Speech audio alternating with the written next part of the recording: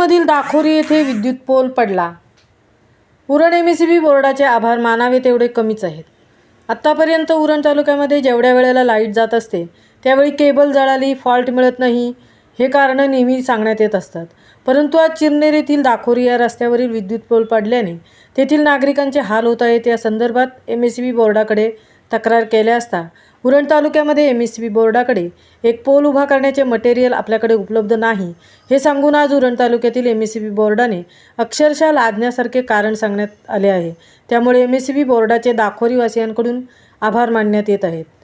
महामुंबईसह Sachin घबाडी, Chirner.